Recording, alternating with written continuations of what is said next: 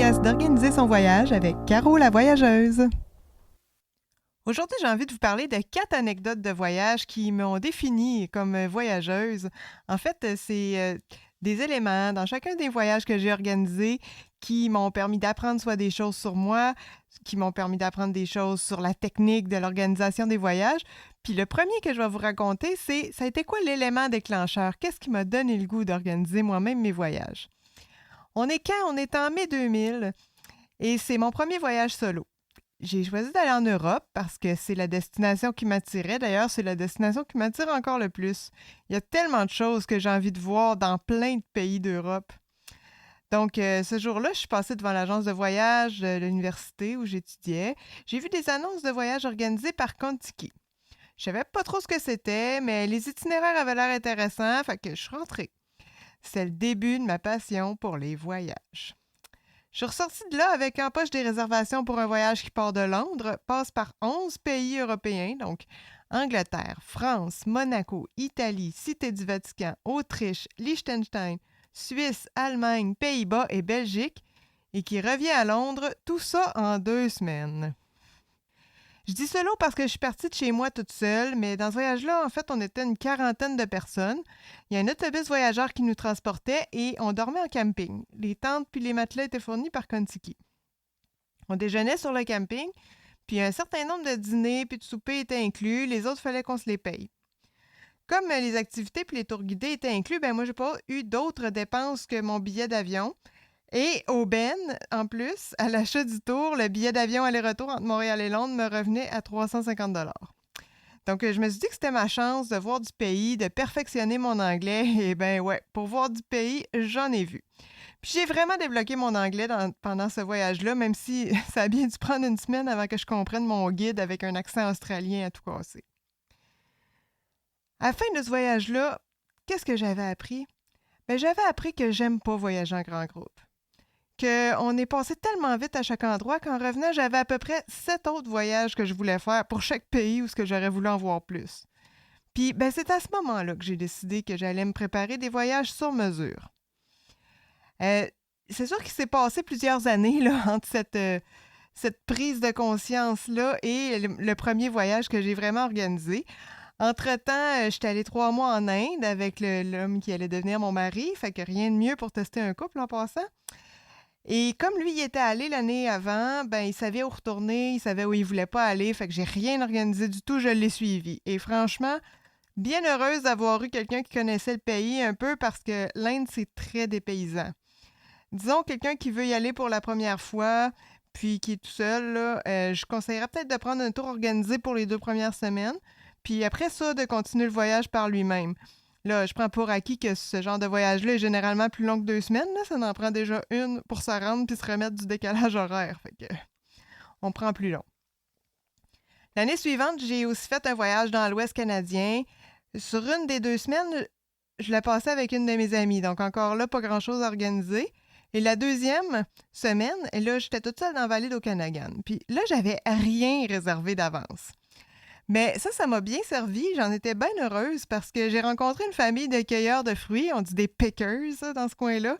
Puis ils m'ont invité à passer du temps avec eux autres, puis ils m'ont hébergé gratuitement. Là, vous pouvez peut-être entendre qu'est-ce qui se passait dans ma tête là, suite à tout ça. À ce moment-là, je savais que je voulais monter des voyages à mon goût, mais je voulais pas tout prévoir pour pouvoir laisser de la place à des rencontres comme celle avec les pickers. Le premier voyage que j'ai vraiment préparé tout seul, là, c'est un voyage en Arizona pour faire du vélo de montagne. Là, on est rendu en 2010 et j'organise pour mon mari puis moi. Pour choisir l'Arizona, en fait, ça n'a vraiment pas été compliqué. On était assis à l'Archibald devant une bière, puis je lui demande ce serait quoi un voyage de rêve pour toi? Fait qu'il m'a répondu aller faire du vélo de montagne en Utah ou en Arizona. Bon, ben OK. Comme on avait prévu y aller pendant la semaine de relâche en mars, on a décidé d'aller en Arizona. C'est plus au sud, donc plus de possibilités d'avoir un peu de chaleur qu'en Utah. On avait commandé un guide des pistes de vélo super le fun. Il s'appelle le Fat Tire Tales and Trails. Ça nous a beaucoup aidé à décider les endroits où on allait arrêter. Mais la grande question là, dans la préparation de ce voyage-là, ça a été celle du vélo. Est-ce qu'on paye l'extra en avion pour apporter notre vélo personnel ou bien est-ce qu'on loue un vélo sur place? Il y a eu quelques calculs à faire pour savoir si une option ou l'autre était plus avantageuse. Fait que je vais comparer un peu les deux options ici. Fait que l'option 1, apporter nos vélos, c'est sûr qu'il y a des avantages. On est habitué au vélo, on sait qu'il est en ordre, pas besoin de prendre du temps pour aller au magasin de vélo.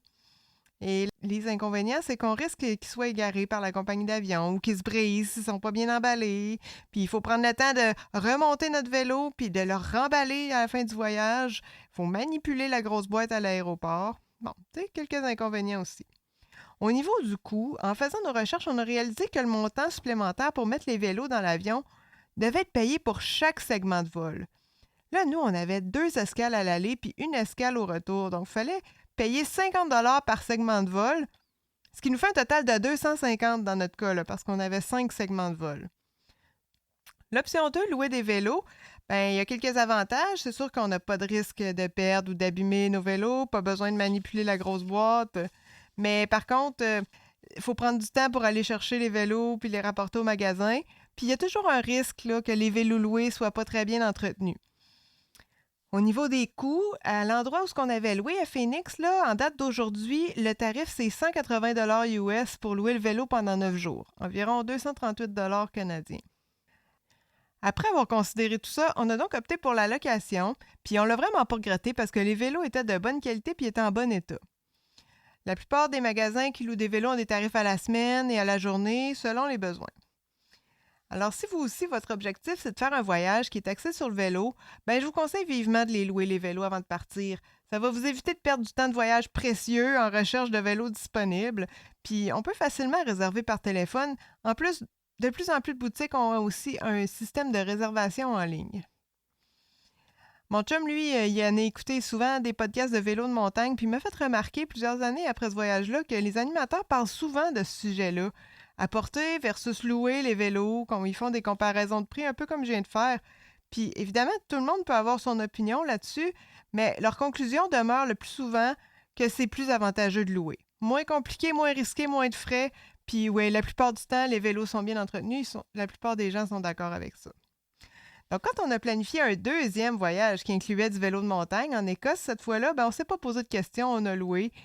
Et puis, comme nos sorties étaient séparées de quelques jours, ben, on n'a pas loué pour la totalité du voyage cette fois-là, mais pour une journée à chaque fois. Puis, on est toujours tombé sur du bon matériel, puis sur des gens sympathiques qui connaissent les pistes, qui peuvent nous conseiller. Ce qui nous a fait le plus rire, c'est quand on a réalisé que les freins avant et arrière étaient inversés. Sacrés Écossais, pas assez de conduire de l'autre côté de la route, ils inversent aussi le frein de vélo. Bon, la troisième anecdote que je veux vous raconter, c'est quand on est allé visiter Niagara Falls. On a expérimenté à ce moment-là un moyen de transport alternatif que j'aurais pas pensé utiliser à premier abord, le rollerblade. On avait décidé d'aller à Niagara Falls en train à partir de Montréal, puis c'était mon premier voyage en train au Canada. Cool!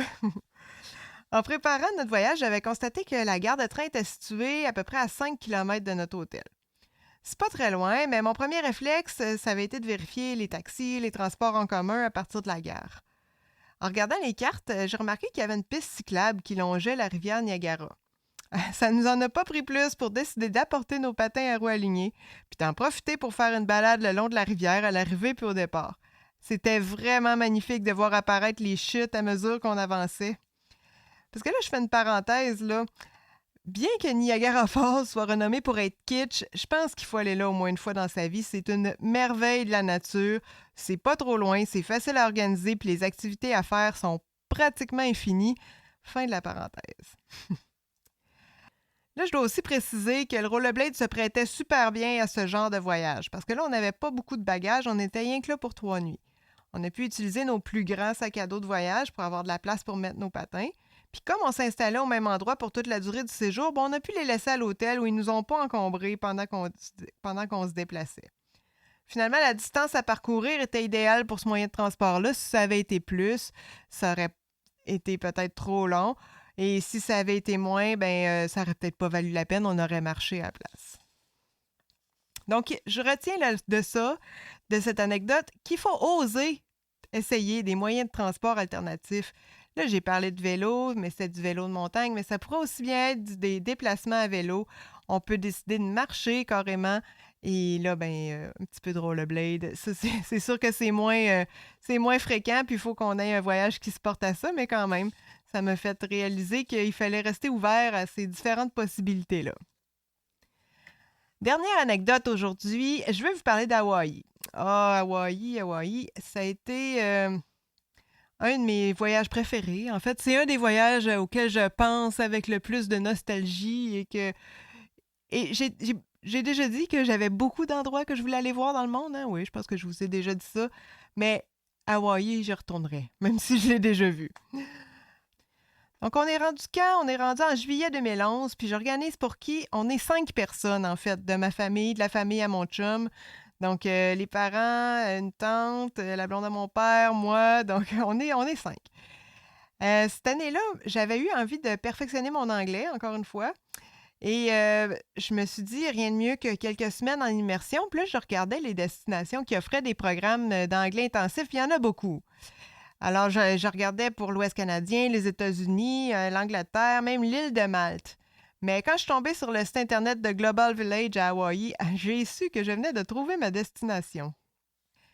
Puis là, quelques semaines plus tard, je fêtais mon chum, puis là, on a vu la famille. Là, je commence à annoncer ça, que je m'en allais 3 semaines à Hawaï faire des cours d'anglais. Ben là, c'est là que les 4 autres personnes ont manifesté leur envie de se joindre à moi. Puis on est donc parti à 5 pour Honolulu. C'est moi qui organisais le voyage pour tout ce beau monde-là. L'anecdote, c'est qu'à notre escale à Los Angeles, il y a une annonce qui nous avise que notre vol va être maintenant à une autre porte. Fait que là, on se déplace à ce nouvel endroit-là, dans l'aéroport, mais en arrivant dans le secteur, on réalise que tout le monde est en file ou au téléphone ou à l'air préoccupé. On ne sait pas trop qu'est-ce qui se passe. On finit par s'informer, puis on apprend que le vol a été annulé, puis qu'il fallait faire des démarches pour obtenir une place sur un autre vol. Fait que soit on se mettait dans le file, qui était déjà longue quand on est arrivé, puis qu'on risquait de ne pas avoir de place sur le prochain vol, d'attendre longtemps à l'aéroport, ou soit on appelait le numéro que quelqu'un nous a donné puis en nous disant que c'était plus rapide. Fait que là, comme j'étais la meilleure de la famille pour parler anglais et que j'étais la géo du voyage, c'est donc moi qui ai eu la responsabilité d'appeler. Là, oublions pas que j'étais là pour pratiquer mon anglais, hein, fait que c'était le temps de le faire. J'ai fini par comprendre, par me faire comprendre. Et on a eu 5 places sur le vol 2 heures plus tard. On est atterri à Honolulu sans encombre. Mais ça m'a fait réaliser, cette expérience-là, que d'être responsable que le voyage de 4 autres personnes se déroule de façon agréable, c'est pas de tout repos. Donc voilà, c'était mes anecdotes avec un peu ce que j'ai appris sur l'organisation des voyages, sur moi-même. J'ai appris que j'aimais pas ça voyager en groupe. J'ai appris que c'était facile d'organiser un voyage de vélo de montagne, mais qu'on est mieux de louer des vélos. J'ai appris qu'on se limite pas à des moyens de transport traditionnels. Puis j'ai appris qu'organiser un voyage pour 4 et pour 5, c'est pas toujours facile pour que tout le monde soit heureux. Donc à bientôt. Et si vous avez aimé, n'hésitez pas à liker, à écrire un petit commentaire et ou à partager le podcast. Ça fait toujours plaisir.